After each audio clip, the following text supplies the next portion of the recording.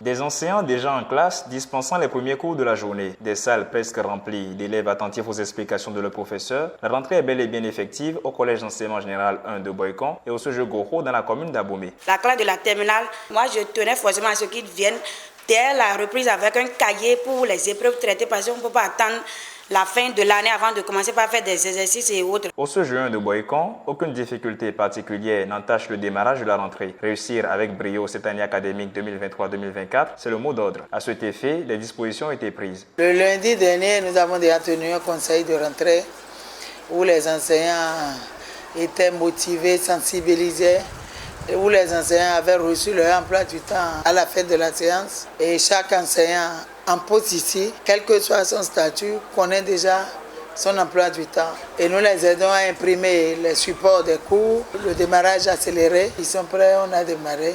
Avec les parents sont sensibilisés également pour les ouvrages au programme, surtout dans les classes des examens, 3e et terminale. Aussi en 4e et 1er, nous les préparons autrement. Pour les devoirs, ils composent un par table, conditions d'examen.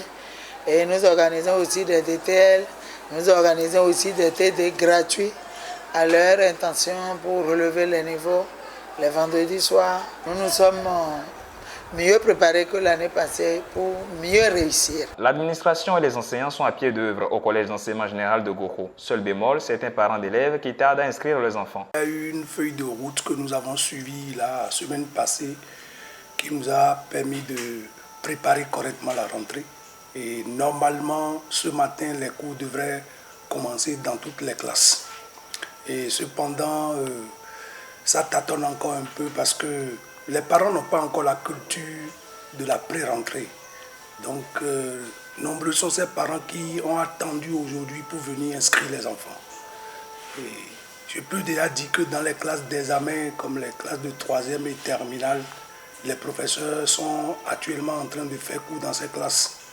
Pratiquement tous les enfants, les anciens je vais dire, sont tous présents dans les classes. Il faut que les parents sachent que la dernière semaine avant la rentrée est dédiée à la pré-rentrée. Ça leur permet de venir remplir les formalités qu'il faut pour que le premier jour de la rentrée, les enfants puissent commencer effectivement les cours.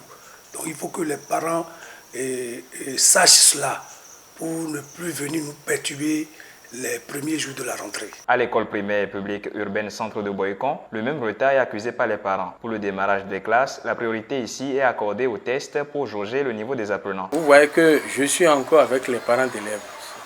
Et je ne vais pas dire que les cours ont déjà commencé, mais il y a une évaluation que nous faisons souvent au début de l'année qu'on appelle l'évaluation diagnostique.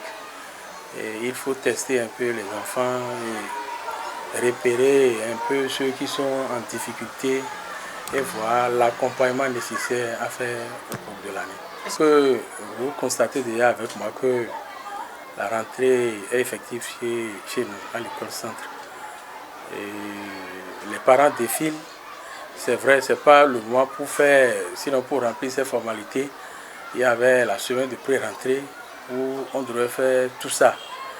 Mais disons que les parents n'ont pas cette culture où quand on parle de pré-rentrée, remplir les formalités ne le font pas bien. C'est vrai, avec le temps, ces habitudes-là seront maîtrisées. Filles et garçons, pas de tristesse, vite au travail et sans paresse.